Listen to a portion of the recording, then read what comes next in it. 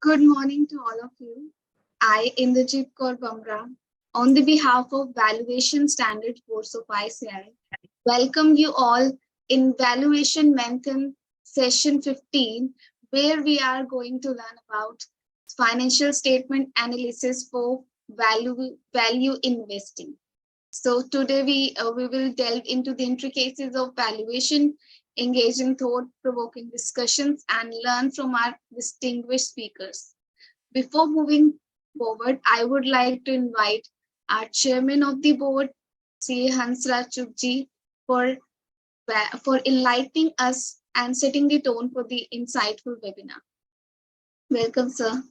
Yeah, thank you, Inderjeet. We have been joined by our co-chairperson, Riti Savla from Mumbai, the leader in the profession as a council member.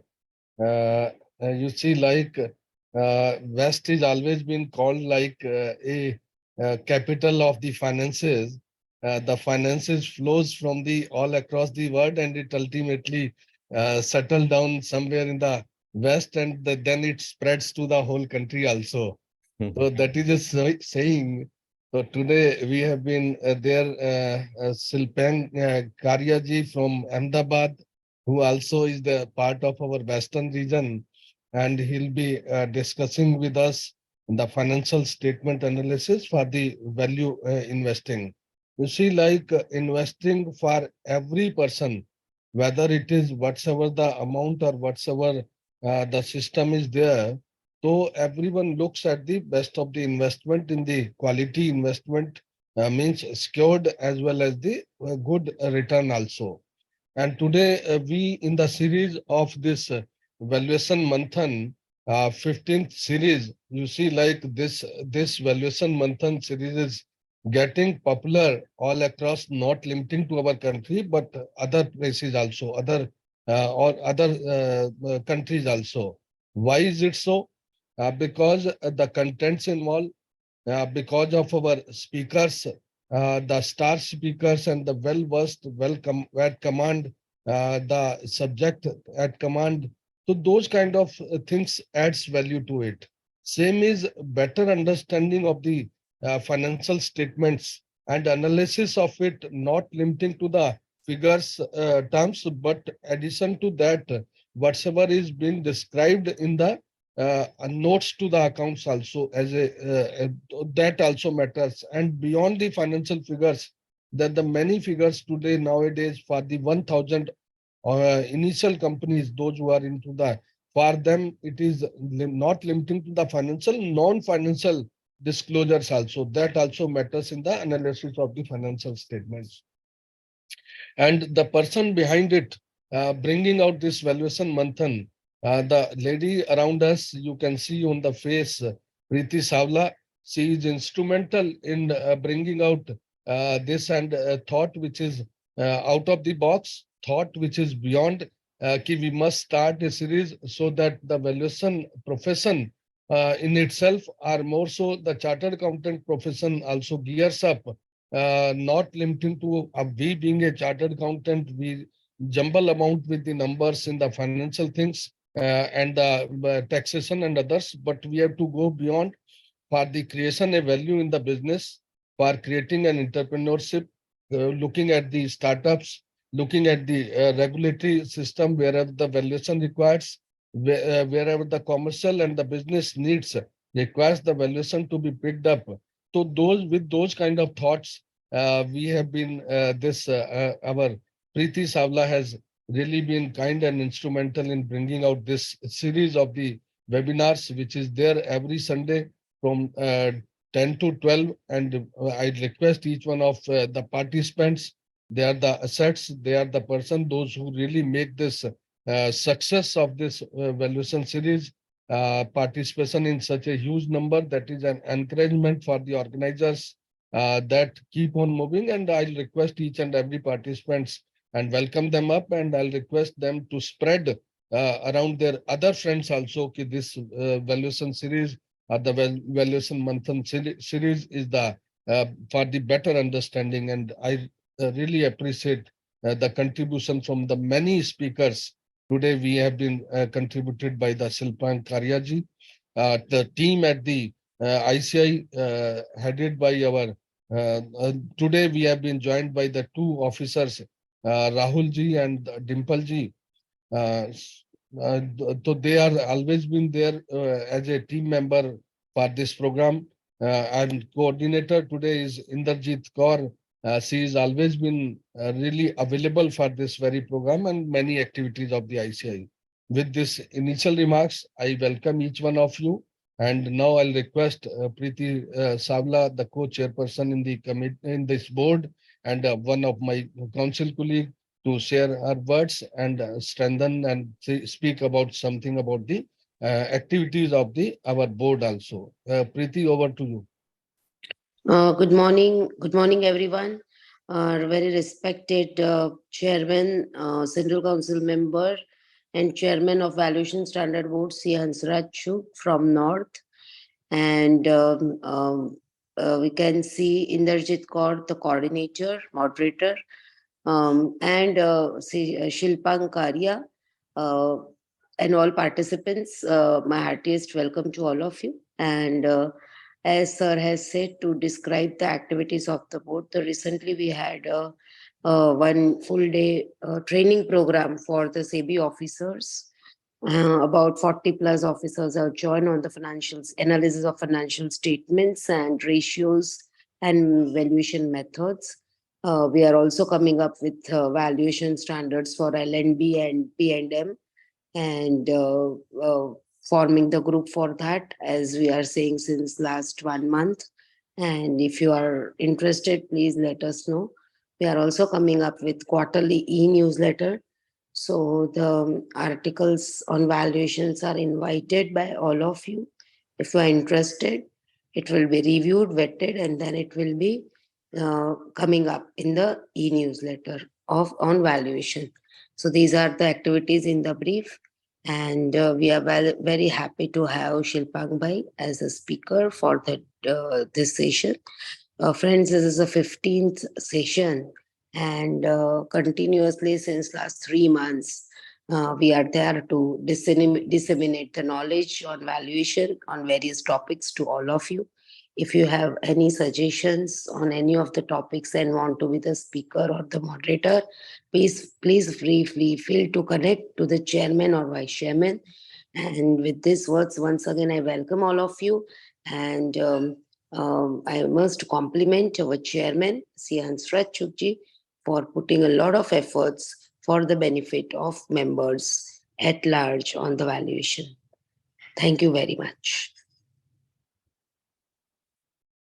You, Chairman, Sir, and Vice Chairman, for your inspiring words in setting the tone for this insightful webinar. And your visionary leadership and commitment to excellence have paved the way for this gathering of industry experts and professionals. So let us begin this enlightening journey by introducing our esteemed speaker for today, Shilpang Karyaji, a highly experienced registered valuer with over 2 decades of expertise carrying out valuation practice since March 19, who handled 200 plus assignments on valuation and specializing in transaction advisory, M&A and valuation, pre-IPO and post-IPO placement valuation. Sir is also a director in SVK Fin Value Advisor Private Limited and partner in SVK and Associate. Sir also working as an advisor to IPOs and corporate advisor to SMEs, mid-corporate, multinational and startup companies. And he provides valuable insights on financial statement analysis for valuation growth advisory. With extensive industry knowledge, Sir has delivered lectures on SME IPO, contributed articles in valuation professional insight published by ICI RVO and ICMAI RVO, and actively participates in shaping valuation standards. He is also the co-chairperson of the Valuation Study Group Ahmedabad and a special invitee to the Valuation Standard Board of ICI. So please join me in welcoming CA Shilpang Karyaji. Welcome, sir. Yes, good morning. Thank you very much, sir, for thank you very much, Valuation Standard Board, for inviting me. And I especially compliment C. Ansaraj Chakji and C. Preeti Savlaji for conceptualizing this beautiful program of Valuation Manthan for the benefit of the valuation professional and to develop the valuation professional at large.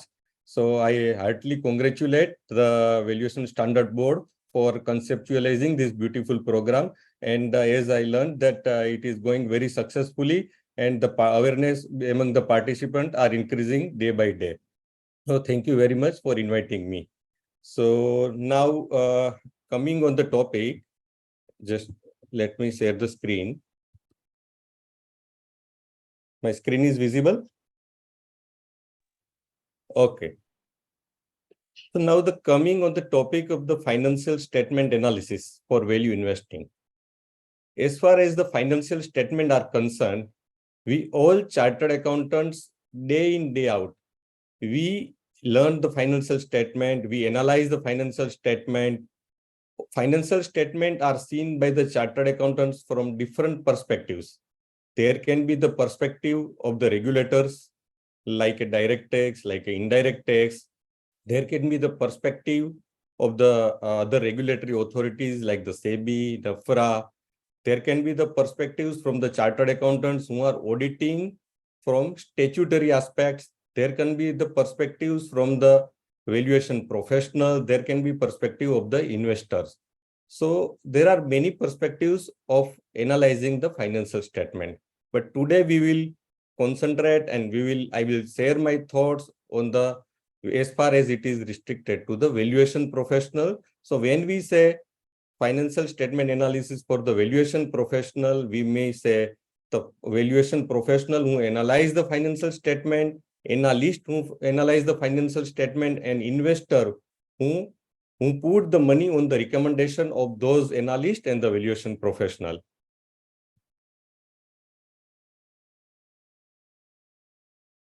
So my content of the today's presentation, I would divide broadly onto the four parts. One is the investment and valuation truth. Second, the financial statement analysis. Third, the financial ratio analysis. And fourth, I would be discussing the few practical case study on how to analyze the financial statement ratio analysis. And I will discuss the certain Excel sheet for the same. Now, as far as the investment truth, we say that valuation is an art and science both. Likewise, the financial statement analysis for the purpose of the valuation and for the purpose of the investment, we can say it is also an art and science both. So science, definitely we analyze on the different ratios, on the different market parameters on the Excel sheet. We derive on many parameters. But as far as the art is concerned, definitely it's the knowledge, it's the insight of the person who has performed on the basis of the analysis. Now, when we say the insight of the successful person, definitely at that time we must go through to the certain valuation quotes being said by those successful valuation professional, investor, what they think about this financial statement analysis. So we will get a certain insight by referring those quotes, those valuable quotes. So I am referring those valuable quotes to give the insight to the participant about the financial statement analysis. So one of the quote given by the James Ichner. James Ichner is a valuation advisor, very successful valuation advisor at the USA. What he has said that value is a future looking. Investor buys tomorrow's cash flow, not or even today's. So by these quotes, what he wanted to say is that when we analyze the financial statement, we analyze the financial statement based on the current date. But for the investor, what is important is a future looking. So when we analyze the financial statement, we need to keep in mind that whatever parameters, whatever the strong financial statement is as on date, but it will not be any useful, it will not be any fruitful to the investor unless those financial statement has a capability to give the value earning in the future. So we need to analyze the financial statement in a manner that whether it will give the sufficient cash flow, it will give to the value in the future or not. Accordingly, he has again said that past performance is only relative to the extent that is indicative of the company's future performance. So this again I am referring, because when you refer the financial statement, you should not directly jump into the number crunching, or we can say that only the number crunching is not important. You need to analyze you need to look to the future based on those past performance. Now, when we are saying from investor aspects, so when an investor want to invest, when he invest, he will first of all analyze the financial statement, first of all analyze the business, and will arrive what is the value. What is the value based on those financials? What is the value? And based on those value, he will bargain the price. Now, for the investor or for the buyers, we say, what is the success? Value is more than price. And when for the sellers, what is the success? Price is more than value. So definitely both will play their own role in their best manner. Now, one of the James Chanos, the investment manager at USA, said this with regarding the importance of the financial statement. I call it rule of three. If you read the company's financial statement 3 times and you still can't figure out how they will make money, then it's usually a reason, and you should usually think for the same. Now, in the valuation, it is said the case is the king. So accordingly, we say revenue is a vanity, profit is a sanity, but cash is the king. So as my experience in meeting the investors and how they analyze the financial statement for the valuation purpose, I can say the first page they will open while analyzing the financial statement is the cash flow statement. On the basis of the cash flow statement, they will measure the health of the business. It's not the revenue, it's not the profit, but it's the cash flow which is important for the business. And valuation will be always determined on the basis of the cash flow generation capacity of the business. Now, accordingly, the Sir Richard Branson, one of the greatest investors, has said, never take your eyes off the cash flow because it is the lifeblood of the business. If there is no sufficient cash flow, then business will definitely not run. New businessmen may come and go, but it only the cash flow which decide that you will be in operation long enough or not. Whatever the business is, whatever there is a top line, but if the cash cycle is not running smoothly, definitely there will be a liquidity crunch and business may not run for the longer period. So it is the cash flow which decides the health of the business. Today's people who hold the cash equivalent feel comfortable. They shouldn't. They have opted the terrible long-term asset. One pays virtually nothing and it's certain depreciate in value. The Warren Buffett, the greatest investor we all know, has given a new insight. Has said to the financial analyst that if there is a rich cash on the financial books, you should not be always attracted of that, because this is the asset which doesn't give you anything. Because when as a valuation professional we analyze any company, we need to see what return it gives. Now, when on the debit side of the balance sheet, there is a good amount of cash, there is a good amount of marketable securities, but definitely you should not be attracted by those because it will not give you the return. Yes, though you are paying for them. You can say you pay cash to buy the cash, but it will not give you the return in the future if the company doesn't have the future business plan to use those cash. Now, while analyzing the financial statement, Warren Buffett has said, it is not only the number. You should not directly jump into the number. What is important is the business analysis. You should analyze those financial statements with the business. You should first know the dynamics of the business. You should first know the dynamic of the industry. Without knowing the dynamic of the business, dynamic of the industries, how you can compare that your financials are worth looking or not. So you should first of all become the businessman, and after the businessman, you should, after you think that I'm a businessman, thereafter you are investor. So again, Warren Buffett, because why I am referring the quotes of the Warren Buffett again and again, because it's a definitely it gives a insight.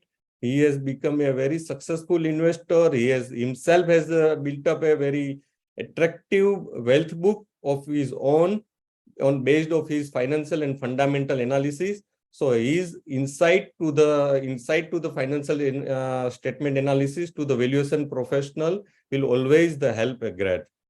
Manager investor alike must understand that accounting numbers are the beginning. Accounting numbers are only the beginning. And when you jump into the number crunching from the accounting, it's only the beginning. You should not jump into the conclusion only on the base of your accounting numbers. Unless you are willing to put into the efforts to the learn accounting, how to read and interpret the financial statement, you shouldn't select your stock. So he has given a insight into the fundamental analysis. He said that for the long-term investment, because we know the Warren Buffett always believe on the long-term investment for the any stock. And when he say about the long-term investment, it is the fundamental analysis which is always important for before you invest into the any stock. So accordingly, as again said, it is a better to buy a wonderful company at a fair price than fair company at a wonderful price. Only when you believe that company is a wonderful, you should consider that price is undervalued or overvalued. So by this statement is said, when you carry out the financial statement analysis, and on the basis of those analysis, if you come to the conclusion that price is undervalued or overvalued, you should not be always inclined to invest, because first and foremost required thing is the company should be the wonderful. If the company is not worthful, even if there is a undervaluation, even if you are getting the valuation at attractive price, means underpriced, even if you think that I am getting this investment at a very better price, but you should not invest, because if the company is not wonderful, because in the future, which company will pay you if the company is a wonderful. So we can say the Mr. Ramdev Agrawal is also a Warren Buffett of India. So some of his quotes are also very insightful. Accordingly, he said the focus, every investor should focus on returns on equity and not earning per share. Because nowadays we say that any investor would analyze that whether the valuation is good or not on the basis of the EPS. But earning per shares doesn't give you the correct picture of the entire business. As an investor, you should think about the returns on equity, because owners, it is the owner returns to the owners. What is at the end of the day for the business, what is important is the return to the owners of the investors. Now, what is the secret of sound investing? He has said the secret of the sound investing is a margin of safety. So what is the margin of safety? So Mr. Ramdev Agrawal says that as a margin of safety, if you say the business cannot go evergreen, there can be always ups and downs into the business.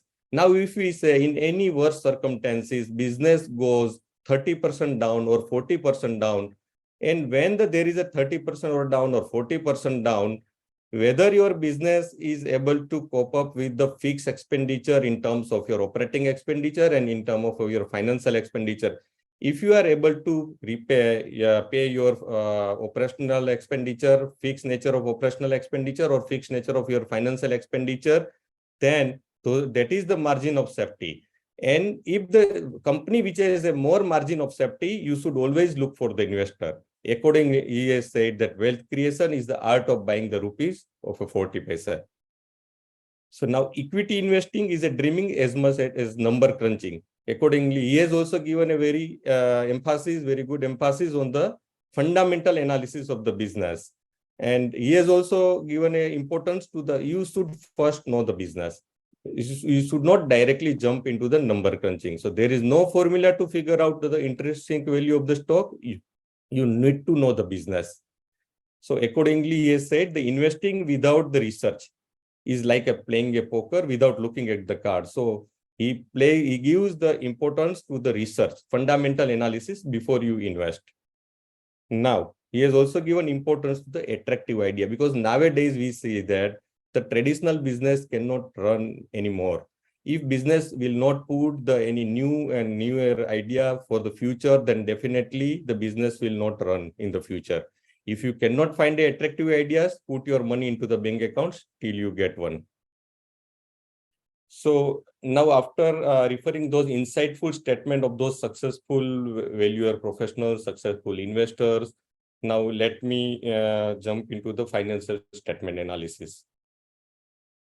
Now, when we have any financial statement in our hand, from where we should start?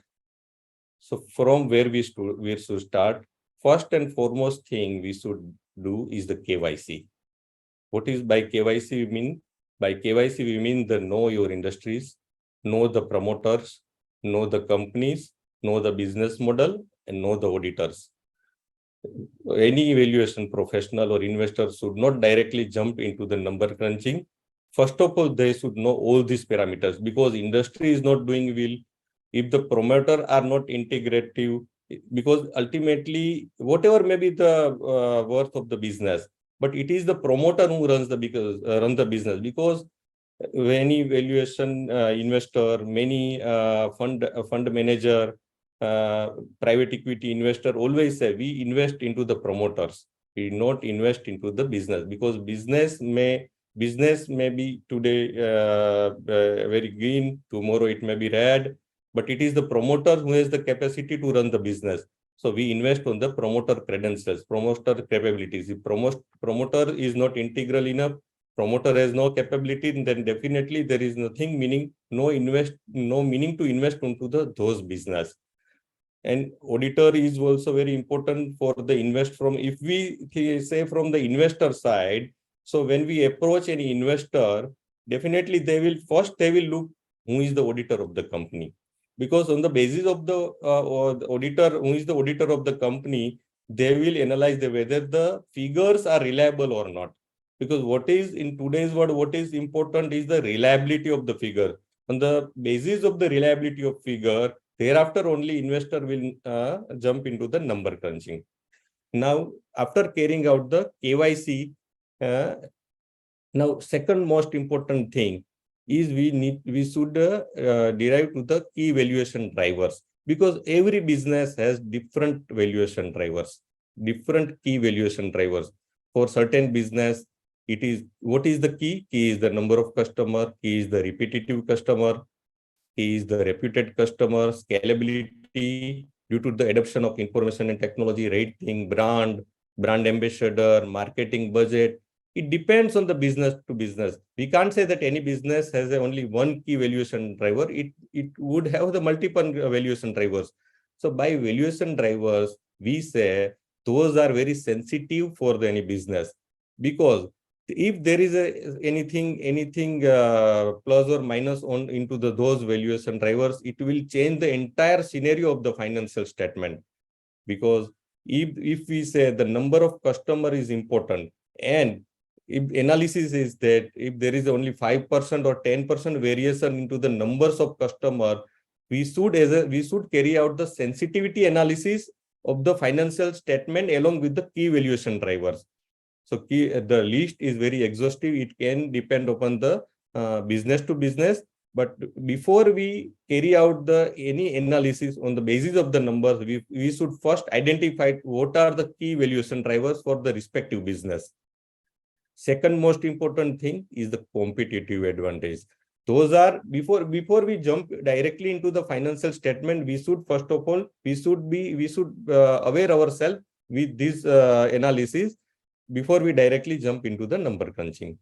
So what is the competitive advantage to the respective business? It may happen that today that business is enjoying the monopoly, but tomorrow there may be a number of competition may increase.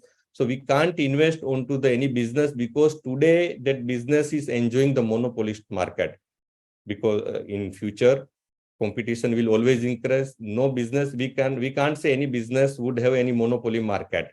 So there may be we should also analyze what the competitive advantage that respective business has.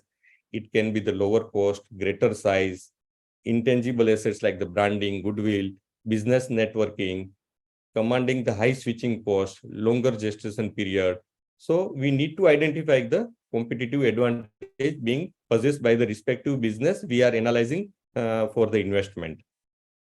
Now, once we will go into the financial statement. When we go into the financial statement, first and foremost thing, we as an investor, we as a valuation professional should do the normalization of financial statement. So by the normalization of financial statement, we said that we should not look only to the top line and bottom line.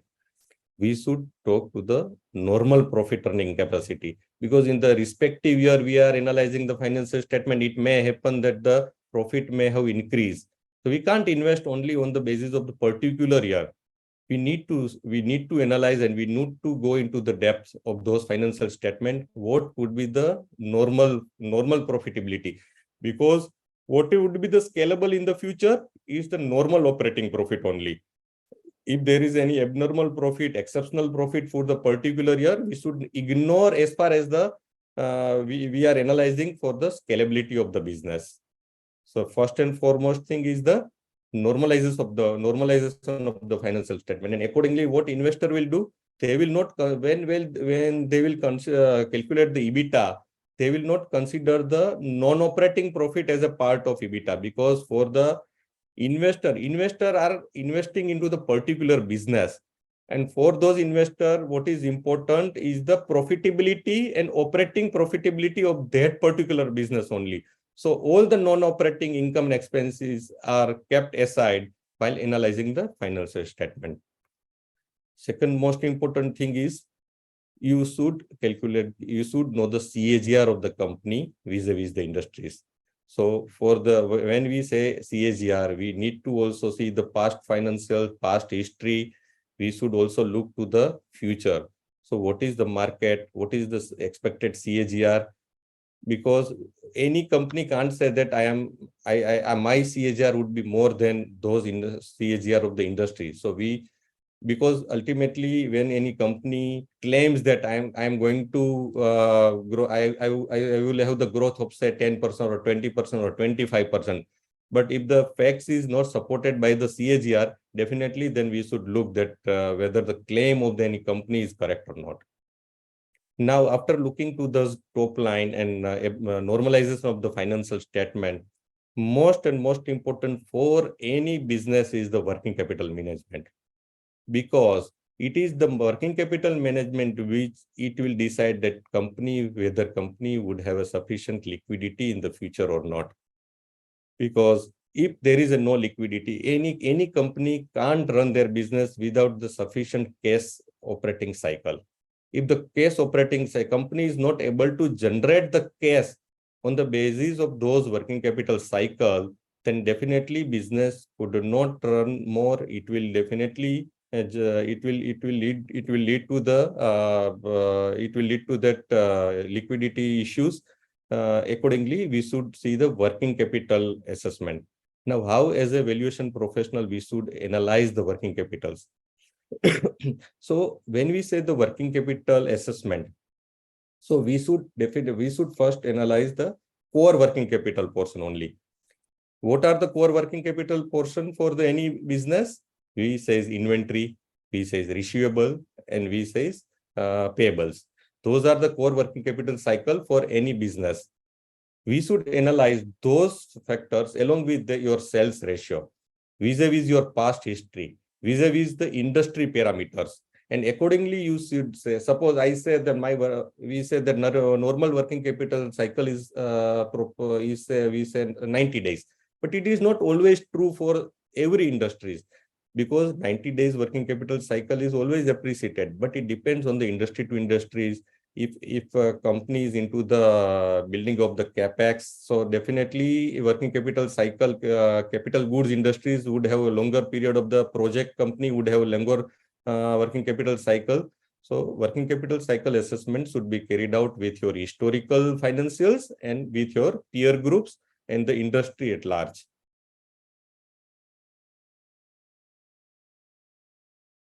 After analyzing the working capital cycle, what is most important is a capex, because there may be a certain company which are capex oriented. There may be a certain company which are working capital oriented. So ultimately, what we invest into the business is in the form of capex and working capital. Which run the business? Your usage of the capex and usage of the working capital. So first of all, we have analyzed the working capital. Thereafter, we should look to the capex. So how we should look to the capex? Capex to turnover ratio. On the basis of your suppose you have 100 rupees or 100 rupees of capex, how much turnover company can carry out? Again, it depends on the industry to industries, because the industry in which you fall, it determines that what should be the normal capex to turnover ratio. Higher the ratio is always desirable, and definitely it will give a more return on overall your investment into the business. Now your capex addition, that is also important, because ultimately we need to see how much company would be investing in the future. Because when we say the valuation is a future looking, so when valuation is a future looking, and suppose any company is a capital intensive, so if company doesn't have any business plan of a capex addition in the future, then how the return on equity or return on capital would increase in the future, because it is your capex addition plan which will only determine your valuation, your business growth, and your scalability. So at the end of the day, which is the most important ratio analysis for any business, or from looking from the valuation professional or looking from the investor aspect, is a return on equity and return on capital employed. Because ultimately the business owners, why owner invest into the business? To have their earning, return on investment. So what determines the success of the business is the return on equity and return on your entire capital invested. So these are the key value drivers, and for decisive making whether business is a business we should invest into the say business or not. Now return on capital and proportion of its profits that company may invest. Now we say that there is a return on capital. We have a good amount of return on capital invested. Suppose we say there is we have 18% return on capital investment. That respective company has 18% return on capital investment. But as I said, if company doesn't have any future business growth plans, if company doesn't have any investment into the futures, definitely how those company will have return into the future, that should be looked in. Capital structuring is also very important, because the capital structuring will determine, you will borrow, you will out of your overall investment, how much you will do from the debt, how much you will do from the equity. And nowadays it is not only the equity, there are various instruments which is being used by the industry. We say share warrant, we say preferential preference shares. So many instruments are being designed by the corporates, and by ultimately their objective is the increasing return on the equity. So now another questions. If we say the total requirement of the capital investment is say 100 into the business. So now the another question as a valuation professional is that how much it should be fulfilled from debt and how much it should be fulfilled from the equity. As a normal finance, we said 2:1 is the debt equity ratio one can pursue. No, it's not correct, because debt equity ratio has to be seen from industry to industry. And most important aspect for the debt equity ratio, whether we should, how much debt we should borrow, we should look about the break-even point, or we say margin of safety. So if the break-even, suppose today we are having a turnover of 100 and our break-even point is a 70. At the 70 means when we have even 30% down into our sales turnover, our revenue, at that time also we can fulfill our all the fixed operating expenditure, fixed financial expenditure, then that is the margin of safety. And up to that level, company can afford to borrow the debt. So we should look to the margin of safety, break-even point, and not always as to the any standard debt equity ratio while analyzing the what debt we should borrow. Another most important ratio is the interest coverage. So by interest coverage, we say the operating profit. So how much operating profit company has available to pay their interest. That is also most because interest coverage has a two aspect to look. One is the financial leverage. So how you are planning your financial leverage, that is one of the most important. And another is your margin, because company has a top line, but if margin is thin, then definitely it will have lower operating profit. So two parameters governs your interest coverage, your margin and your financial leverage planning. Now, as a valuation professional, you should always analyze your asset side very strongly, because there are many aspects on the asset side which you should analyze from operating and non-operating aspects, usefulness and non-usefulness aspects. Because ultimately, if any assets on the debit side of your balance sheet are not giving a return to you, when we compare with your overall return and capital employed, then definitely it will impact on overall return on equity of industry. So when we analyze the debit side of balance sheet, we should see that whether any assets are redundant assets. By redundant assets, whether they are contributing to in your cash flow or not. And we should look the credit or liquidity perspective. What is credit or liquidity perspective? Is company generating or consuming cash? So when we analyze any cash flow statement, we can say there are a operating profit before working capital change and operating profit after working capital change. So when we say that there is a definitely operating profit available with the company before working capital change, but if we say immediately the line item of operating profit after working capital change, suppose we have a operating profit before working capital change is say 100, and if operating profit after working capital change is say 70, so we may definitely interpret that company is putting more amount, more means company has put at 30% of their operating profit into their working capital during the year. But we need to compare it vis-a-vis your growth into the business. Suppose the company doesn't have any growth to the tune of 30%, and it is putting more money into the working capital, then we can conclude that company is consuming the cash and not generating the cash. Now, another analysis, we should look to the dividend payout ratio. If the company has a high dividend pay, because we as the investor, we should not always attracted by the how much company is paying a dividend. Because if company has a high dividend payout ratio, and along with the high dividend ratio, company has also a good investment ratio, because in the future, it is only the investment which will pay you. Now, if investment and dividend put together has rate more than 1, that means you are consuming your outer financials. You are borrowing the money to invest and to pay the dividend. That definitely it will impact your cash flow negatively.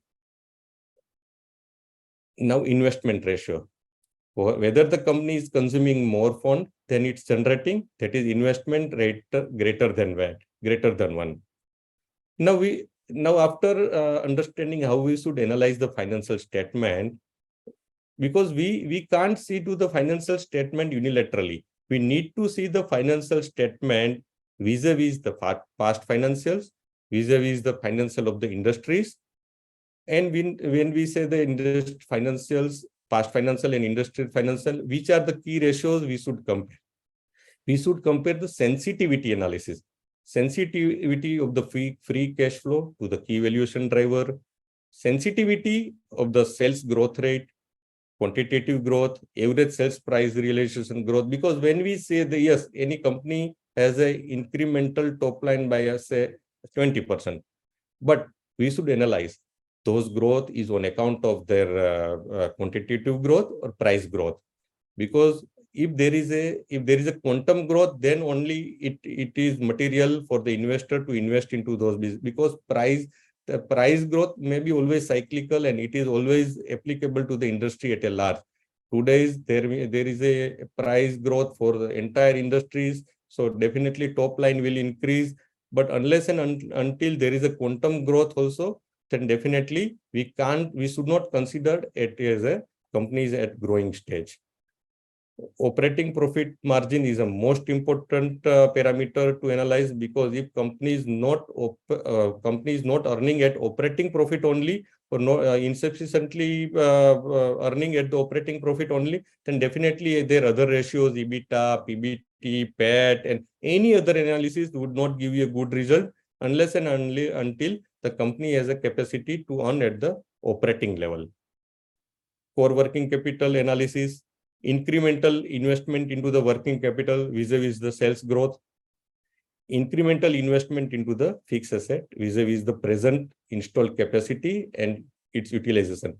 Because if company, suppose any company has done any capex planning, but before we analyze that to over those capex planning, we should analyze that whether what is the present capacity, present manufacture capacity of those company, and whether company is sufficiently utilizing those or not.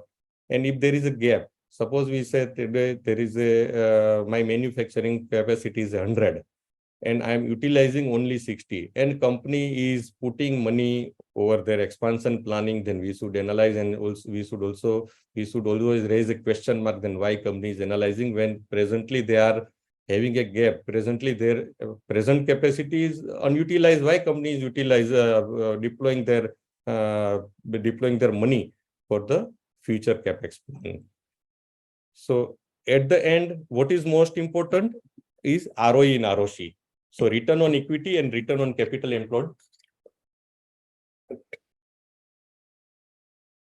is the most important ratio.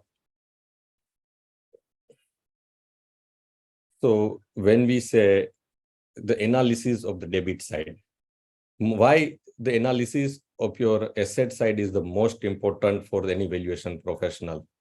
Because when we analyze the debit side of the balance sheet, you will come to know whether any assets are paying us, they are contributing to the return on equity or not.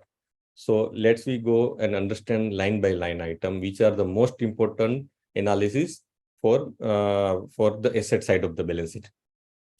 So increasing inventory level vis-a-vis sales. If we say any normal, we should always analyze what is the normal inventory level for any industries or for any company. If we say that there is a normal inventory, if we say 20, suppose with the every increase in 1 rupees turnover, 20%, there should be a 20% incremental of my inventory. How we should analyze? We will analyze those basis of the industry research. We will analyze those on the basis of the peer companies. We will analyze those on the basis of our historical financial statement. But if there is an increase in inventory is apparent from the financial statement, then there is always a red signal for the investor to look the why they are blocking more money into the inventory.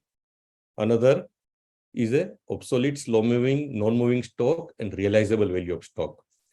Because if there is a obsolete and slow-moving stock, it will not pay. Ultimately, return on equity to the entire business will reduce because of all those assets, blocking of the assets. Realizable value of the stock is also important, because it may happen that company would say those stock, obsolete stock, slow-moving stock or non-moving stock at cost price. But what is important when we say as our accounting standard, what we say? What we say as a cost or market value, whichever is lower. And we can conclude that those obsolete and slow-moving and non-moving stock definitely will have a lower market value than their actual book value. But certain time company are not recognizing those loss over those obsolete stock, and definitely by these we can say the company is overstating their stock. Stock valuation method adopted is also very important, because if the stock valuation method adopted is not correct, or they suddenly change the stock valuation method, so before we invest into any business, we should also look into because stock is very important item. Any change in the stock valuation, any change or non-recognizing that obsolete or slow-moving stock, so any change in the stock will definitely change your profitability. So we should analyze stock analysis very cautiously. Now, after the stock, receivable is most important item, because it may happen that company is not recognizing the expected credit loss on those receivables. When company doesn't recognize those expected credit loss, then definitely we can conclude that company has shown means they have oversown their asset side. Another important aspect is a longer period capital work in progress. So capital work in progress, when company invest into the business, they have analyzed that, yes, when from the day I will start the investment into the new business or any expansion plans, definitely there is a cycle. I can say within 1 year, I will commence my manufacturing plant. Within 9 months, I will commence the production. Now, longer those capital work in progress, definitely it will impact negatively on your overall financial statement, because each day it is a longer, it costs to the company. When we analyze any financial statement, we should look that any delay and or any overstatement has a cost in itself. What is the cost? Is the return on capital employed. ROC is the overall earning of the company. So any delay into those capital work in progress, any delay into those realization, any longer working capital cycle, any overstatement of your assets, definitely has a cost in form of the ROC of the respective company. Now, another most important is the litigated assets. If there are assets on the balance sheet, but we should look whether there is litigation is going on. If litigation is going on, and if litigation doesn't come into the favor of the company, then definitely it will suddenly impact to the entire balance sheet. And if we have our claim on those assets are not accepted by any court or any such authority, or we lose any or litigation over those assets, then definitely it will we need to write off those assets in a single year. So before those litigations are though being a off balance sheet item, but it will impact it will change the entire scenario of the financial statement. Deferred revenue expenditure. So when nowadays the startup, when we say the startup are doing the business, they doesn't have any capex. What they incur nowadays, we are saying that every startup has a loss. But I can say those startup balance sheet should be normalized, because when we say there is a loss into the balance sheet of the startup, we can't say that it is loss on the operating side, because those startups or are those startup business are incurring the initial expenditure on their business development, which has a future earning. But deferred revenue, how any company is recognizing deferred revenue expenditure in the balance sheet or not? Certain time it may that actually it is not deferred revenue expenditure, but to show a overstatement in the profit, companies are recognizing those deferred revenue expenditure. So when there is a recognition of deferred revenue expenditure in the balance sheet, we should also see it cautiously, because actually those are deferred revenue expenditure or not, or those deferred revenue expenditure are for the profit planning or window dressing. Investment carrying low rate of income. So these are all the content of your debit side of the balance sheet. We should analyze item to item. Why you should analyze the investment? Because when we say we are in particular business, and if company invest in their profit or their earning or their cash flow in any other investment which is not related to their own present business activity, and those investments are carrying a low rate of income, then we should look to the cautiously that why company are deploying their precious money into those investment when they are where they are paying lower than ROC. Suppose we say the company is keeping money in marketable securities. At one side, it looks good to the investor. Yes, company is enjoying the liquidity. Company is keeping their money into the marketable securities.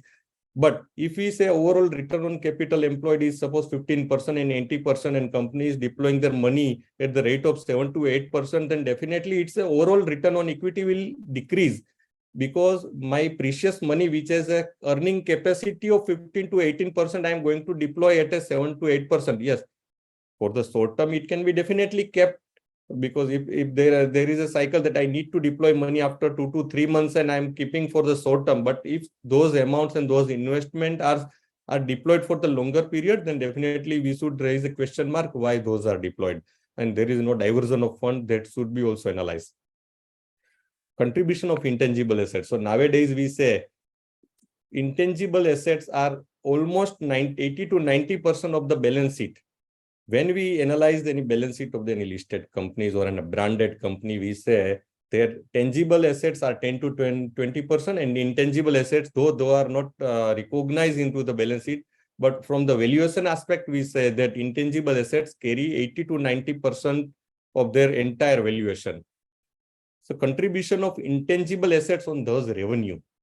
And now this contribution of intangible assets, we can say when we acquire any business, we have definitely paid for the goodwill, we have paid for the brand, and definitely we purchase any business by merger, acquisition, whatever manner.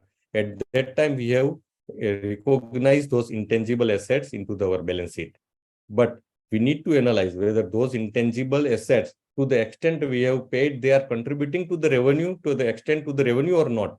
And if not, then definitely we should carry out from the impairment analysis of those intangible assets. Investment into the group companies is very important to analyze when you analyze any balance sheet, because those can be used as a diversion of fund. And why the company are investing into their group companies? Yes, there can be a subsidiary investment into the subsidiary companies, but when the company invests into the subsidiary companies, we should analyze how it gives your overall impact into the consolidation of the financial statement. If company doesn't have any earning or any value addition into their balance sheet by having investment in their own subsidiaries or in group companies, then definitely it will have it will impact negatively on overall return on capital employed and return on equity. Excess cash then business needs is also a very important analysis, because if company has a very excess cash is capped, very excess marketable security is capped, then definitely we can analyze that company doesn't have any business opportunity. Why company is keeping their precious money in the lower return amount, or if we say cash and bank balance, or if major amount is blocked into the even current account only, so we can say company doesn't have any good fund flow analysis, financial analysis to deploy their money efficiently. So overall their return on equity will be enhanced. Accordingly, excess marketable securities, because it will definitely impact your overall return on equity. Excess real estate investment. Now, if we say the company, if coming with any manufacturing plant, and if the company is an option that if I have I have land location at this area, and my deployment in real estate investment would be to this extent. If I go 20 to 30 kilometer far, there my deployment into the real estate investment would be this much. If by going to 20 to 30 kilometer far, if companies able to save their real estate investment, then definitely whether companies are exploring those or options or not. Because when we say any investor is investing into the business, if promoter, I had seen that many promoters are saying that, yes, I have investment into this property, but this property is very valuable property, and property is my property, growth of my property, of growth of this area is there much, in future it will give a return of this much, but I am not holding those property to sell. And how I will have liquidity? If I will sell those properties, then definitely my business will be shut down. So excess amount in the real estate investment is not at all desirable, because the investor are not investing for the investment in those real estate. Investor are investing into the business.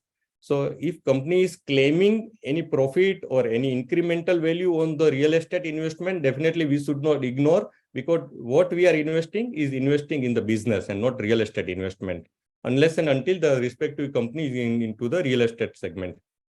Luxurious investment in the name of company. If any directors are purchasing the luxurious car at the cost of the company, then definitely also we should analyze cautiously, because ultimately it will impact the return on equity negatively. Now, after looking to the on the balance sheet item, we should also not ignore the off the balance sheet item. So what are the off the balance sheet item? Any investor or as a valuation professional, we should see we should see is a qualification of an auditor or emphasis on the matter. Because those qualifications, when they already analyze in their audit report, then we should say how it will impact the negatively to any valuations of the company in the future. Other negative reporting, even those are not forming part of the as a part of the qualification or emphasis in the matter, but negative reporting into the auditor report by way of the notes to the accounts or any other accounting policy, we should also see that whether means any auditor, if a auditor has disclosed those aspects, though not by qualification but by reporting in any other manner, we should always not miss it, because it may in future have the negative impact. Tax dispute and long tax outstanding is also the matter of analysis, because if it will not go into the favor in the future, then it will impact the financial statement. Accordingly, the contingent liabilities, probable product liability, warranty claim, third party, and there are many issues which may come for the respective business. So context is that we should not ignore to those off balance sheet items. It is not only that from the on balance sheet item we take our investment decision, or we may take the decision of the valuation, because labor issues, legal right over the brand IP. Today I am enjoying my sales because of the brand. But suppose there are certain claims are going on, there are certain litigation on the going on the said brand, and if tomorrow I will lose that litigation, it will come to it will not be in my favor, then definitely tomorrow my brand may be closed, and suddenly my financial statement will 100% negatively impacted if my entire business on the respective brand. Environment liabilities for the certain industries is very important, like a chemical industries. If tomorrow there is a closure notice, definitely I need to shut down my business. Credit rating is also very important item, because my borrowing capacity, my primary security and collateral security I need to offer, my bargaining capacity with the lenders of the money depends on my credit rating. Adequate insurance coverage is also very important, because if insurance is not appropriately taken, that definitely in case of the natural calamity, it will suddenly impact the financials of the company. Accounting policy and impact analysis of the accounting policy vis-a-vis the previous year. So after analyzing those off-balance sheet items, now what is important? As an investor, we should always analyze the risk. When we invest into any business, we should make the risk analysis. If something will go wrong, then what? Because there are various risks applicable to the respective business. It will impact negatively.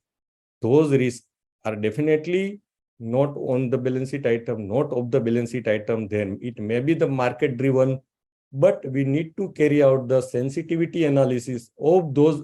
If those risks are impacted on respective business, then what could be the scenario? Whether particular business has any backup plan to deal with those risk analysis or not.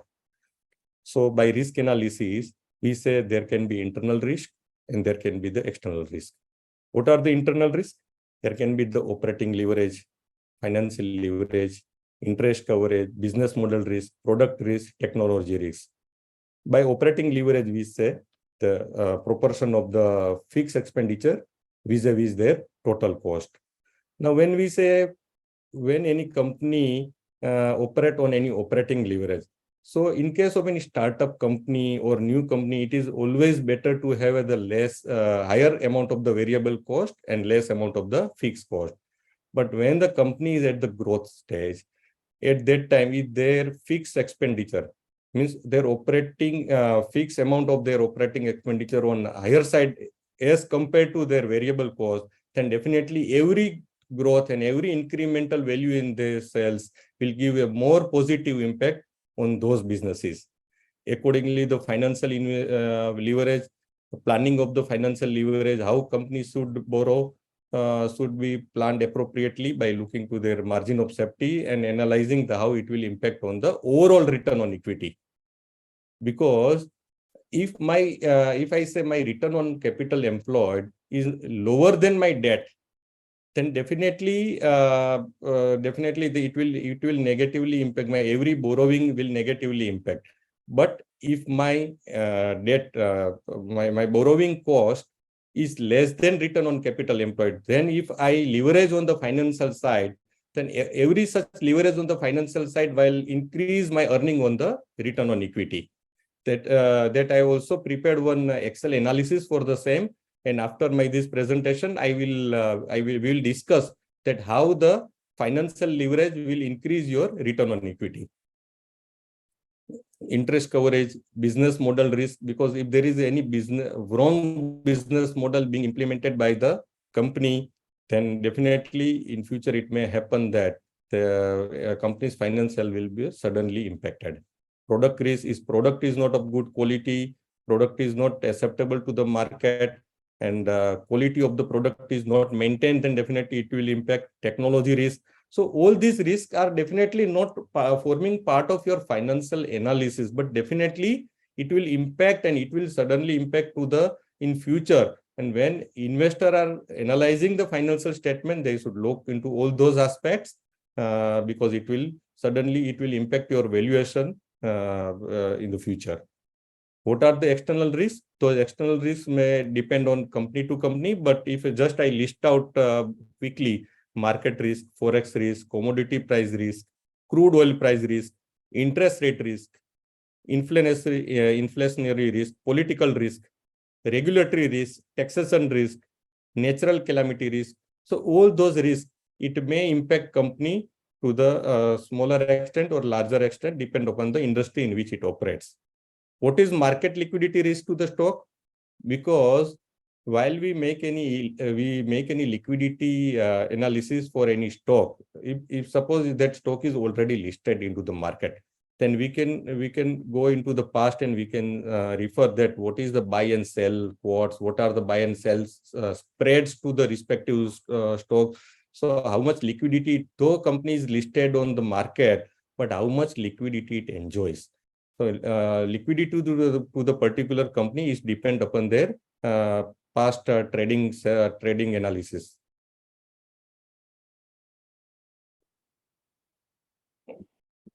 So we have broadly reviewed the financial statement analysis, but let me again quickly go through the content wise, because when we go into the financial statement, what we should broadly refer line item to line item. So I will go quickly. Thereafter, I will move to the Excel I have prepared for the ratio to see the ratio analysis of the particular sector. So when we say non-current assets, property, plant, and equipment. So what is important for the property, plant, and equipment? What is the utilization capacity? What is the quantitative sales turnover? What is the plant technology? And what is the actual and possible return on actual investment vis-a-vis the fair value of the investment? Because when we invest into any plant for the expansion purpose, so whether it will give and it will maintain my ROC or it will increase my ROC or ROE or not. Capital work in progress, what we have already discussed, is that aging of the capital work in progress is very important. Investment property. So when we say by investment property, we say it is not related to our own business activity. So we should always analyze cautiously that if there is a less operating business opportunity into my own business, then only anyone will invest into any investment property. So my return on investment property vis-a-vis my ROC should be analyzed. Goodwill purchase, if I have purchased any goodwill from by acquisition of any business, then I should analyze it with how much incremental value it is giving to my overall return on equity. And we should always see that whether company is carrying out the impairment testing or not. Otherwise, it will be always an overstatement of the intangible assets when it is actually not contributing to the business. Accordingly, other intangible assets should be also analyzed in the same line. So right of use assets. So right of use assets. So actually ROU, though we say it's a non-monetary assets by way of accounting standard requirement, but we can analyze it in a manner that there are certain retail business segments. And for those retail business segment, their entire business top line is governed by the how much retail stores they are having.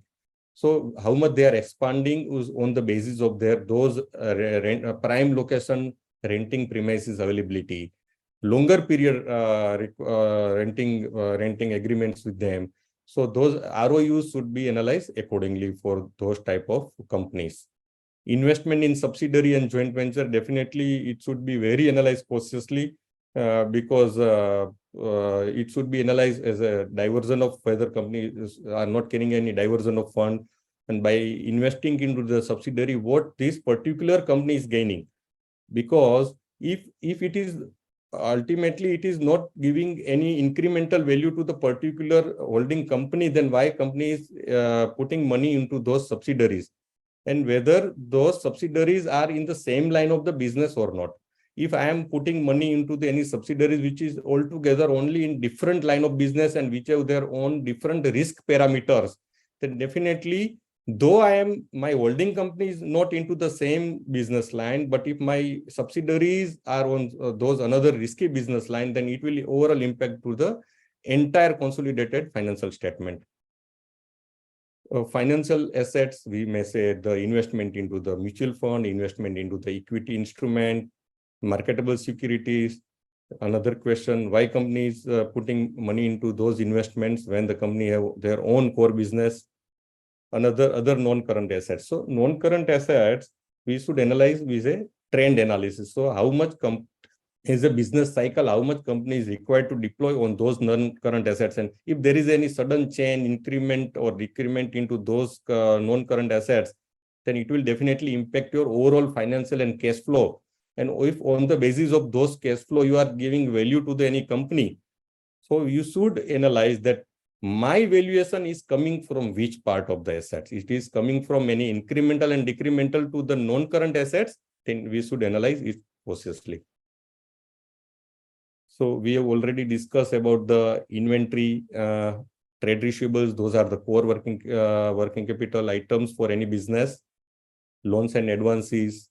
If loans and advances are given, if it is given to the employee, and employee are forming part of the business only, then definitely it's as a part of your business cycle and as per the business requirement or as a part of HR policy, definitely it's okay. Otherwise, if it is giving loans and advances is given to other corporate, then why it is given, whether they are risky or not. So those should be also analyzed, and what is the need to give those loans and advances. So other current assets, like we have analyzed the non-current assets, also other current assets should be analyzed, that whether it is into the manner the company is operating or not. If there is any sudden increase or decrease on those other current assets, then it will definitely impact your entire valuation. So equity capital, other equity. How's the when we say the other equity, we need to say whether the other equity is on account of profit earned into the past or it is on account of the premium for the share issued in the past. Because ultimately, if the company's profit of other equity is on account of profit earned into the past, then we should definitely value those company more as compared to the company who is enjoying the strong other equity because of the share premium for the share issued into the past. Borrowing. So by borrowing, we can analyze the company's capacity for means what is the on the basis of the credit rating and borrowing capacity vis-a-vis overall their return on capital employed. Now, what is the normal level of borrowing? When we say the normal level of borrowing, we should also analyze vis-a-vis your EBITDA earning capacity. Because if company has a EBITDA which can repay the borrowing, which I can say maximum 2 to 3 years, then we can say that it is a safe company is at the safer mode. Because if company's EBITDA cash profit is not sufficient enough to serve the borrowing, then definitely it is a risk. If company is suppose there is a debt equity ratio is a acceptable norm, but ultimately margin are thin, If margin are thin and it is company is not earning on the EBITDA part, then definitely their repayment capacity will negatively impact. So provisions, long-term provisions should be also seen cautiously. Short-term borrowing and long-term borrowing, trade payable. So when we say nowadays there is a provision on the payment to the MSME, if not payment to the MSME is not carried out in the timely basis, then definitely there may be situation that a huge interest liability will come onto the company in the future. And definitely if company, I've seen many balance sheet, company has a cash on hand, company has a capacity, company has a unutilized borrowing capacity, though company is not paying amount timely to those trade payables. So it will definitely also impact the reputation of the company, because when we say the valuation is also closely related to the reputation of the company. So revenue from now, after analyzing the balance sheet line item to line item, we can say the revenue from operations.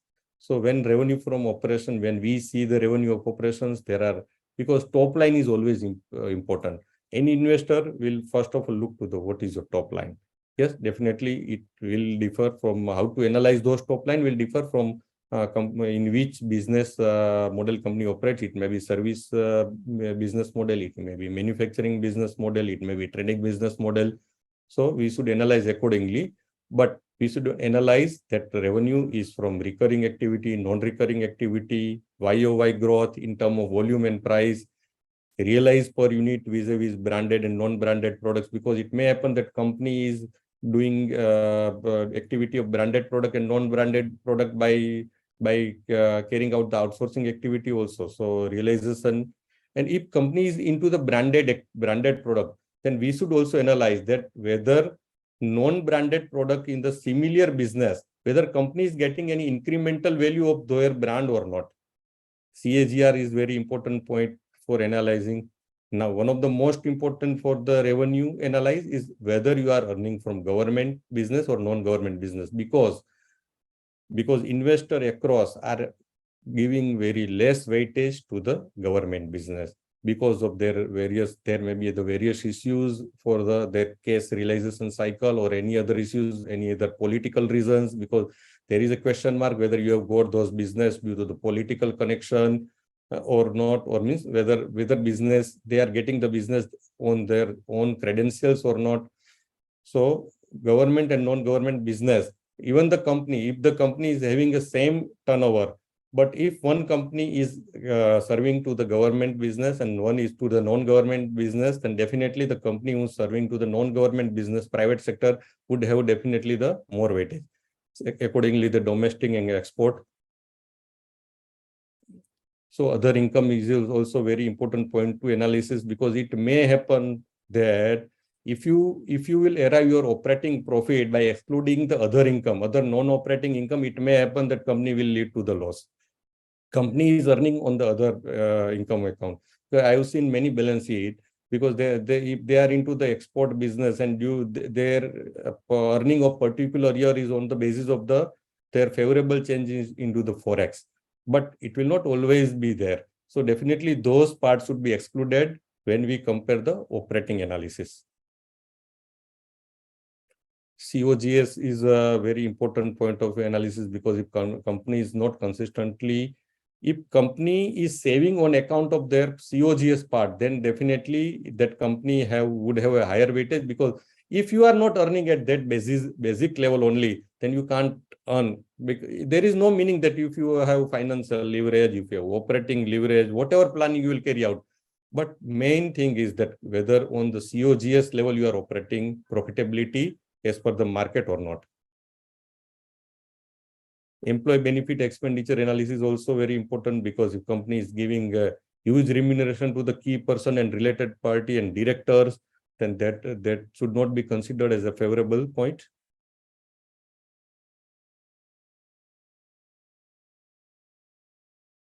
So now let me quickly go into the cash flow analysis. So as we discussed, most important part for any investor is a cash flow analysis. Why most important part is a cash flow analysis? Because ultimately it is the cash which is important for the owner. Now, on the basis of the cash flow analysis, you will have a trend analysis. What is the change? It will reflect your efficiency, how you efficiently you are operating your business, where your money is going, where you are from where you are earning and where your money is going. Suppose we say the operating profit before working capital change, operating profit after working capital change. So it will show about the your efficiency into the your working capital management, your at operational level. Now, sorry. Now, cash flow from investing activity and cash flow from financing activity. Now, how cash flow from investing activity should be analyzed? Because, as we said, valuation is a future looking. From where we will have a future? We will able to know future from the cash flow from investing activity. How much company is employing in future investment? Whether those future investment are in profitable, which will give return more than their current ROC or ROE or not. So, or whether those investment are in the nature that they will not give the return, immediate return, whether those cash outflow on account of investment analysis are for their group companies, whether they are on account of diversion of funds. So definitely your outflow from the business will be reflected from investing activity, and those outflow is on account of your future earning capacity or not. So those risk analysis for your future earning you can carry out from the cash flow from the investing activities. Now, how you should analyze cash flow from financing activity? Because at one side you have carried out the investment. Now, those investment you should analyze which part of how much you finance those investment from your outsider financing activity and how much from the own operational activities. More you fund from the more operational activities, definitely it is a good, because risk element will decrease for the future. And more you will finance, definitely it will lead to the risk on account of financing leverage.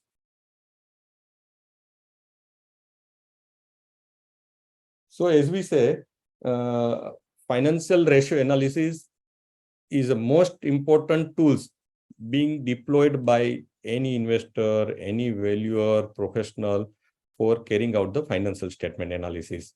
So what are the content generally being used by investor across are ratio analysis, cash flow analysis, sensitivity analysis, and scenario analysis. So now I will not go into the detail of those, just I will briefly touch up, because what I would like to discuss with yourselves is the Excel statement I have prepared, one model case study I have prepared for those ratio analysis. So broadly, we can say there are 5 segments of ratio analysis: liquidity ratio, solvency ratio, efficiency ratio, profitability, and valuation ratio. By liquidity ratio, we can say the efficiency in the working capital management. By solvency ratio, we can say the efficiency on your optimum debt equity component, how you leverage on your financial, that is your solvency ratio. By efficiency ratio, we can say how efficiently management is carrying out their various business activities. So we can say linkage of your working capital to turnover, linkage of your core, how much core working capital you employed to your turnover. So your efficiency on deploying all those assets. Profitability analysis is always important, but profitability needs to be measured on aspect of your profitability statement and return on investment statement. So from balance sheet item and from profit and loss item. To determine the valuation, there are various valuation ratios being analyzed by the investor to measure comparability. You may say EV to sales, EV to EBITDA, P ratio, PG ratio. So those ratios are being measured by different investor basis on the industry which they are analyzing.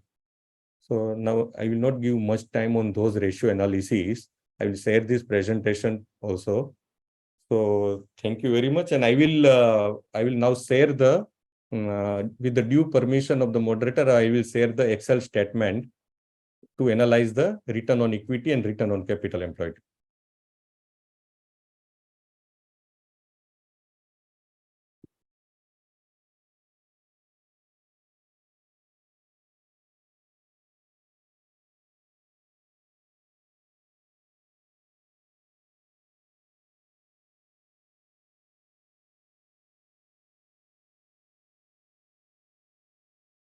So basically, I have analyzed the 5 to 6 companies, though these figures are actual, but I have hided the name because we have analyzed those financial statement on basis of their apparent financial analysis. So we don't want to go into any arguments that whether the analysis is read correctly, or because we share this analysis as a case study only. Those figures are actuals. The purpose of this sheet is to analyze how we can increase the return on equity based on your financial leverage decision. So this first company I am analyzing and producing before you is a pharma company. You are able to see my sheet, no? Excel sheet? No, sir. Okay, sorry, just a minute.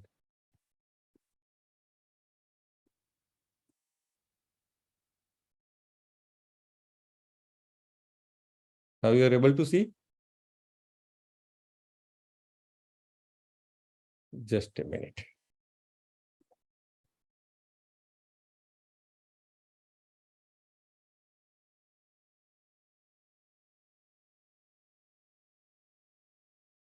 Screen sharing is paused.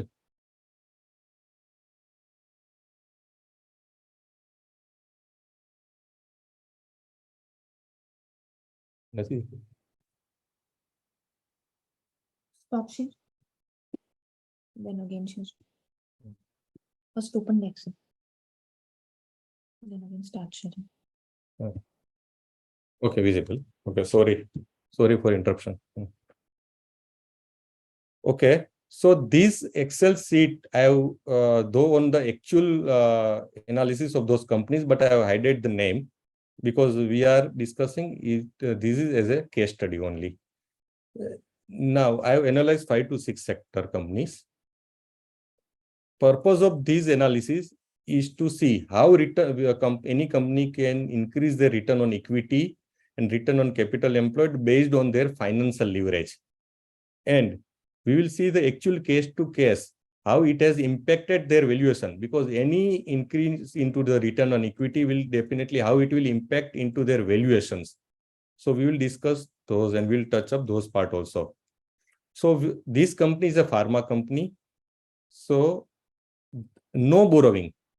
We can say this, the unique about this company is there is a no borrowing on account of short-term or long-term borrowing, zero borrowing. So just quickly we say, as far as the non-current assets, there is a no change. As far as the current assets is concerned, there is a change into the current assets and there is investment into the marketable securities. There is incremental into the cash and cash equivalents. But when I analyze those parts, I've come to know that that company has put the buyback plan on 31st March only. So how the buyback plan will also increase the return on equity. That is also very important and interesting analysis.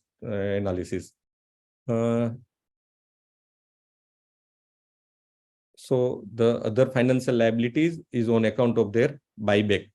So they are carrying out the buyback, and for that they have made a provision of other in terms of other financial liabilities. Okay. So now, when we say at first glance, this company is very interesting. We can say that cash-rich company, no borrowing. There is also increase into their revenues from 3,200 crore to 3,500 crore, but their profitability has decreased. The profitability, which was 27.5%, it is consistently decreasing, we can say, from year to year. From 21, it was 32%, 27%, 19%. Though company is a cash-rich company, but their profitability is decreasing. So what what investor will look to the future capacity, future earning capacity. It is not only your liquidity as on date important for an investors. Okay, so now what is the point for analysis? The point for analysis is that return on capital employed is at 23.73% last year, come to 17.38% because the earning of the company is reduced. Accordingly, since the company doesn't have any borrowing, so we may say the return on means ROC and ROE are at equivalent level, because when we play between ROC and ROE, it is your financial leverage planning only. So when there is no borrowing, same ROC, same ROE. Now let me say how it has impacted their valuations. So these valuation based on their stock price. I'm analyzing those valuation based on their stock price. So return on equity has decreased by 26.77%. So how directly related the valuation is concerned with the return on equity is seen from here that their price has also reduced to the near to the similar extent by 24%. I have put two prices, one on 31st March and one on 31st May, because I come to conclusion that when company will declare their result before the 31st May, at that time the investor will come to know about their March financials position. So how, after knowing those financial position, how the investor have reacted. So accordingly, we can say with the increase 26% decrease in return on equity, their valuation has also decreased to the same extent. Okay. Now another company I am taking is a project company. This project company has carried out the merger during the year. So on account of their merger, their property, plant and equipment and all other trade receivables are increasing. Interestingly, their non-current assets is being increased on account of unbilled revenue. What is unbilled revenue? The project company are claiming that they have concluded the work. The work is completed, but bill yet not raised. So those part they are putting not under the trade receivable, but under other current assets. And it is very huge volume. This change of around 1,200 to 1,300 crore is on account of those only. Now let me directly jump into the return on equity and return on capital employed analysis. So let's see. This company was having a return on capital employed of 7.18% in 2022. It has increased to the 8.58%. So we may say it increase is only 1.5%. But debt equity ratio is 0.55. So accordingly, we may say from the analysis, it is seen that their debt borrowing may be anything between 8.58 to 7.58.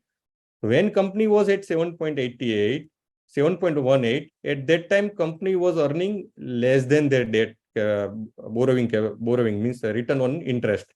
But when it has increased, by 1.5%, and their debt equity ratio is 0.55, at that time their return on equity has doubled. What is this? Because every saving in their debt borrowing capacity vis-a-vis the return on capital employed will have an incremental impact on return on equity. So return on equity has increased by twice than the return on capital employed because of their financial leverage.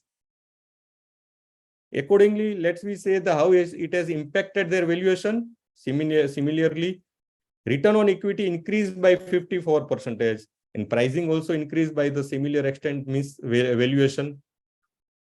So we may say the fundamental analysis are always important for the company when any investor give the valuation into the market. So based on those fundamental analysis, it is correspondingly giving impact on the basis of their pricing. Now this company is this is very unique to analyze, because this company has closed their pharma business into the current year. They have carried out the demerger of their pharma business, and they have carried out the merger of their NBFC business. So though their profits are extremely high vis-a-vis previous year, but the market has not given to the valuation, because ultimately it is not only the return on equity, but the business in which you operate. Because definitely the investor are giving the more weightage to the pharma business than to the NBFC business. So even though there is an incremental into the return on equity by 137%, their price has decreased by 60%. So this is one chemical company. So I also wanted to share certain one, I carried out one ceramic sector analysis. So now I will quickly analyze, looking to the time, now I will quickly analyze those return on equity vis-a-vis return on capital employed only. So for this chemical company, return on capital employed, which was 17% in 22, has decreased to 13%. But since their debt equity ratio is low, means they are having a very low debt as compared to equity. So it has very minutely impacted the return on equity. So there is not much change into the return on equity. You will say it is 13.85 to 13.98 because of their debt equity ratio. But again, always any decrease in return on equity is being seen into their valuations. We can see from this company also, which was return on equity has decreased by 19%, and their valuation also decreased by 17%. So this analysis is only to highlight and to discuss with the participant that how the return on equity is important. One, how your financial leverage planning is important to maximize your return on equity, number one. And number two, how your debt equity ratio you should plan. And number three, how return on equity will impact to the your valuation. So in turn, we say the financial leverage is used for maximizing the return on equity, and in turn, it will always show their impact on the valuations.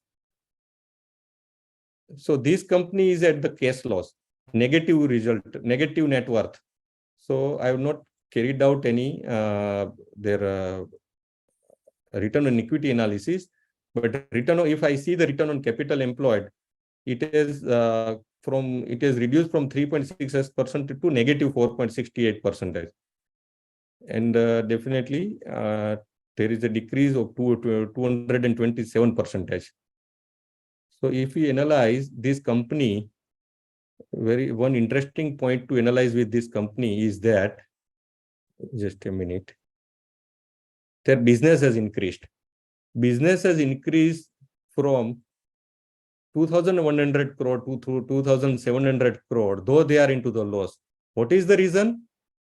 Because from apparent, it is shown that company has reduced their old inventory at loss. It is seen apparently, because the company which was holding the inventory of 1,800 crore is now reduced to 1,000 crore suddenly.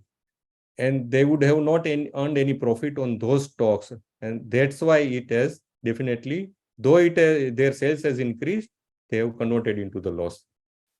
And this one last company I want to analyze, very beautiful company on all parts. So let me put just one final statement that they have increased their return on capital employed from 17% to 20%. But since though company is a cash rich, but since they are having a financial leverage planning, and their debt equity ratio is 0.52%, so that ROC is increased to 31% to ROE level.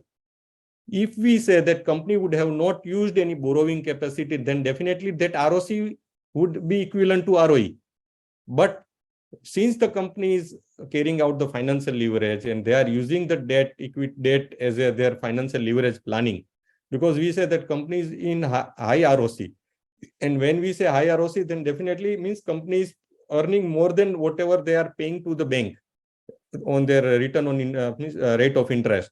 So every on every those money being enjoyed from the bank, they are saving, and that saving is optimizing the return on equity for the investors. So accordingly, those companies whose return on equity has increased by 18%, so their price has equivalently reflected by increasing pricing by 22%. So this analysis was only to discuss the planning of financial leverage vis-a-vis to enhance your and optimize your return on equity, and accordingly how it will impact your overall valuations of the shares. Now, though I'm having a less time, but for 5 to 10 minutes, I want to touch. I have carried out the sectoral analysis of ceramic sector. So I am now closing this screen.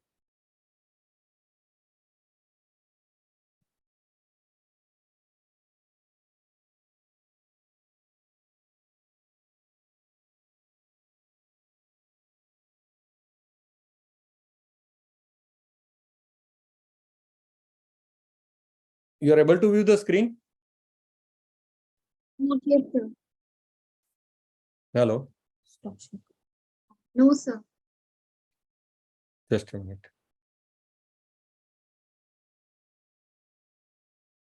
Now you are able to see?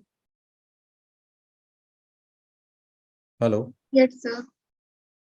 it is written ceramic group. You are able to refer that?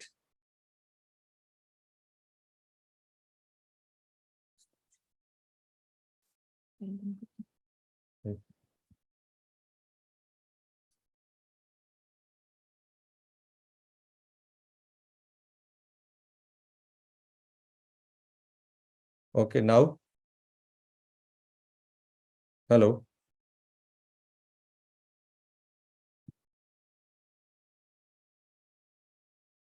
Sir, please first open that Excel file and then share your screen.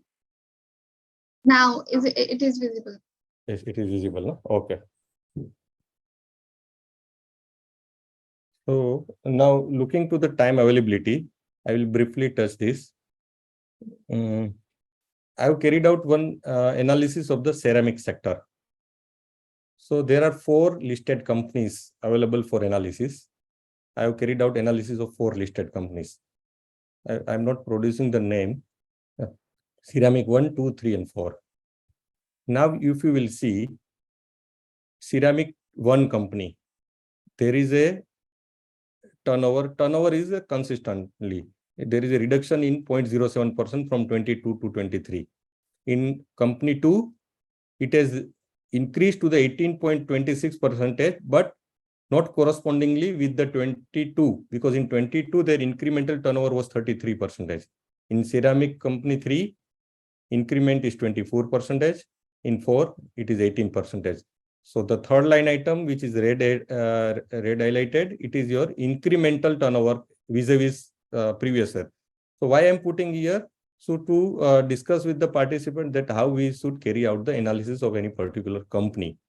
Thereafter, I have carried out the EBITDA.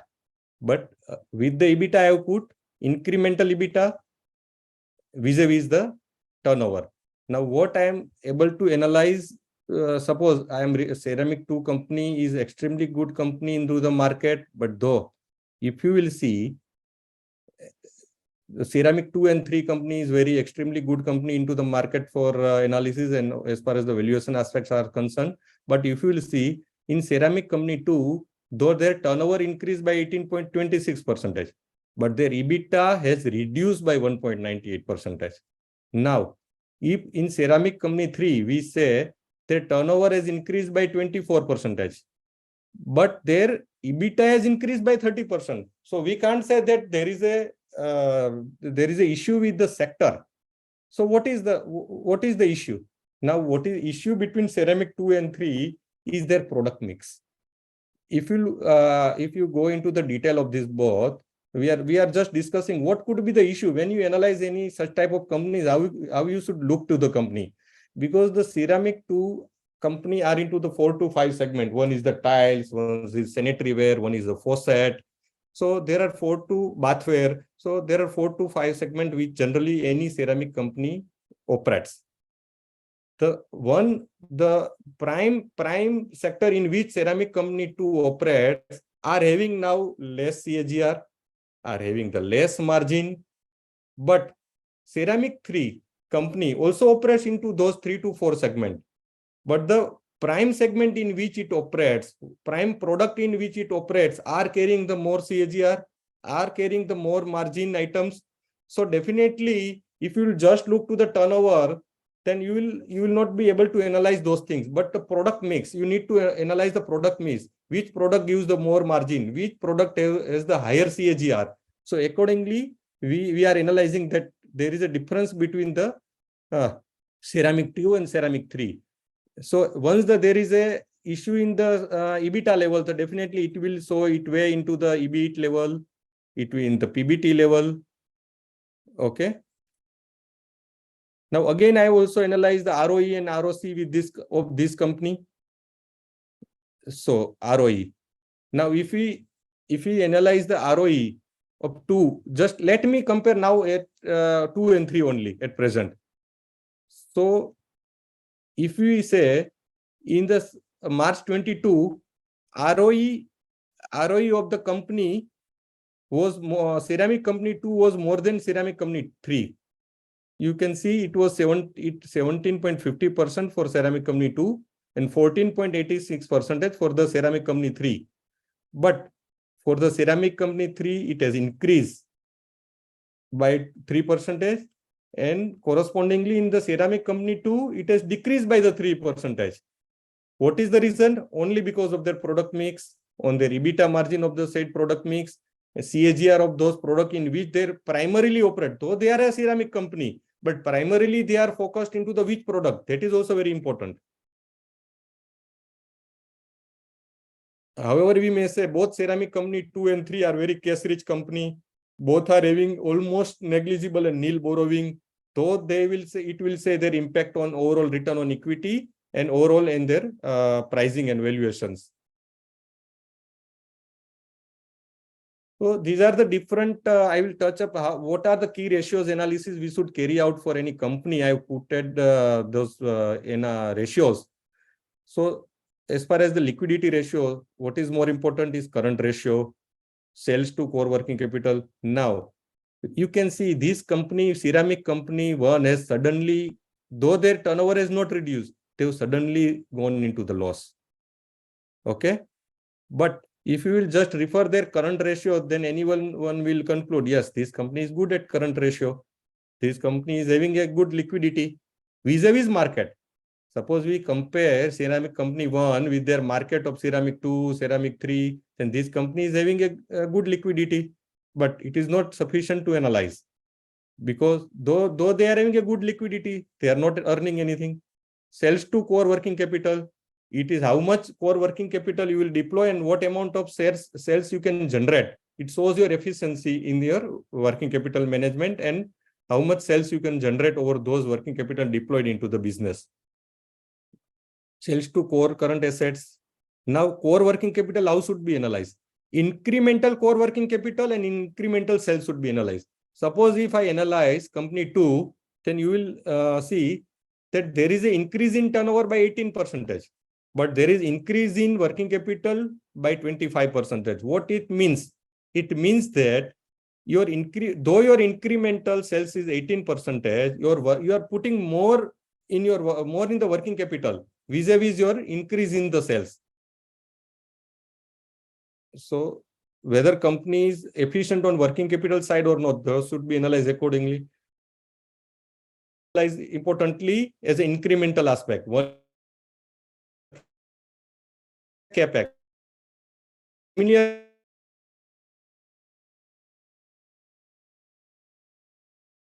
Incremental sales is 18, but incremental capex is 8% only. What is the reason? Because those companies are using the outsourcing model. They are not putting the more manufacturing plant. They are carrying out the outsourcing of their brand from other small manufacturers and selling into the market by using their own brand. And if we say outsourcing model, that ceramic 3 is more efficient on those side, because ceramic 3 has carried out the 24% analysis, 24% turnover, but their increase in capex is only 5%. But now what is more important? You are maintaining the margin or not. So on efficiency ratio, just I'm putting quickly, highlight the few ratio. Average inventory, average debtor, core working capital, asset turnover ratio is very important. Total debt equity ratio. So those ceramic company one is also having a less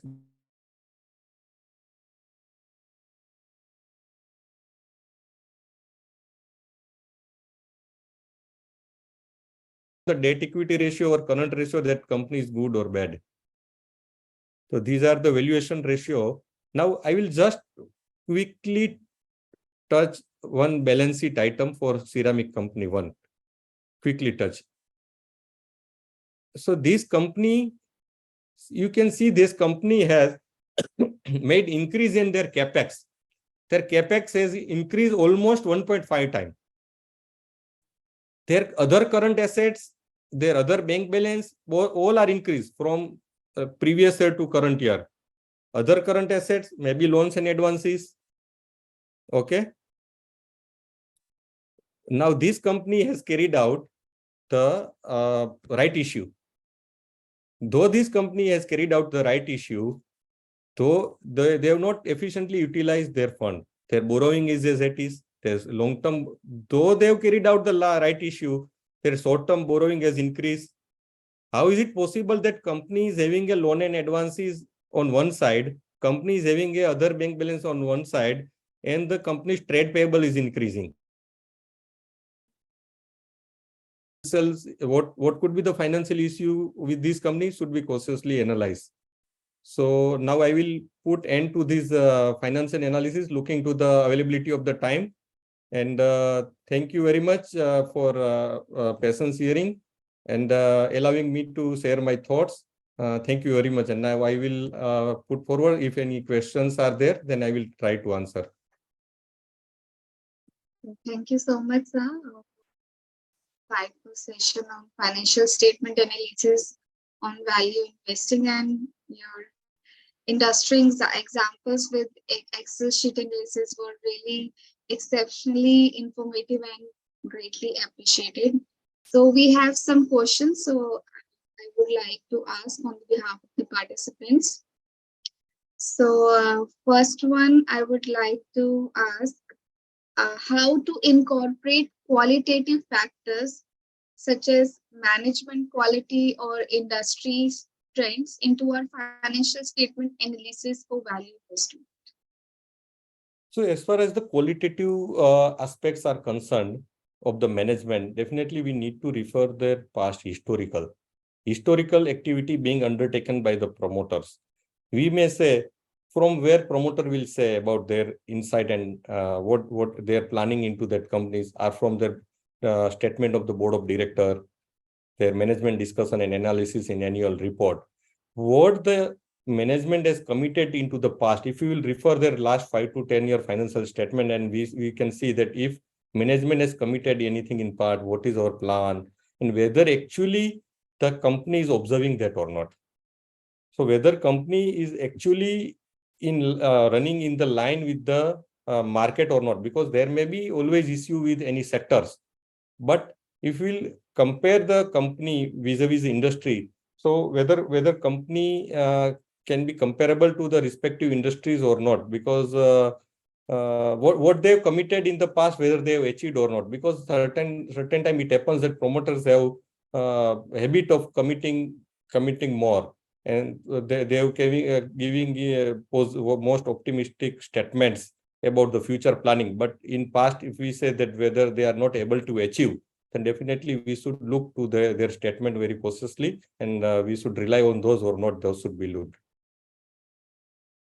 Thank you, sir. So next question, for a technology startup, how can we assess its financial viability and growth potential using financial analysis technique? So when we say technology startup, so we can say those are not startup where any retailer will invest. Because if we say if any retailer will invest on the basis of the market, they will invest in smaller amount of stock. But when we say any startup, technology startup, definitely they are who will invest? Informed investor. Who are those informed investors who will make a greater amount of extensive amount of their analysis about the sector, about the technology, and any such investor who puts the money, they have all type of skill. It is not only about the financial skills. They would have all type of skill. They would have skill of technology skill. They will analyze the whether what that company is committing, whether they are appropriately achievable in the future from technology front or not. So they are having a technology part for analyzing. They will carry out the due diligence from technology part, from marketing part, marketing prospect, technology prospect, financial prospect. So all the skill set that the investors are having, and they will definitely carry out all those analysis before putting the money into those companies. This answer is very well answered. Okay. So next question from a real estate perspective. Considering our real estate investment opportunities, what specific financial ratios and metrics would you analyze to determine its profitability and return on investment? Can you repeat? Repeat. I missed your first sentence, please. Considering our real estate investment opportunities, Real estate investment opportunity. Okay. so what specific financial ratios and metrics would you analyze to determine its profitability and return on investment? So as far as the real estate investment opportunity, I don't think that we should look only to the any ratio analysis, because real estate investment opportunities are based on the particular specific investment to investment opportunities. So we can't generalize, because ultimately we are capitalizing onto the which project, which real estate investment, which area, which city you operate, what are the scopes. Those are important. We can't generalize, because if we say any product industry, definitely you can generalize because there are any dynamics related to those. But when you say the real estate investment, you can't generalize the real estate investment in Delhi and Ahmedabad or Mumbai and Ahmedabad or whatever may be.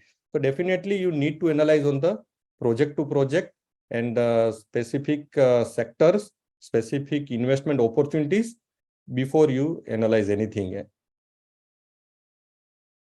So thank you so much for the of time. So we have time to ask two, three questions. So I would like to send my heartfelt gratitude to our esteemed speaker for delivering insightful and engaging webinar.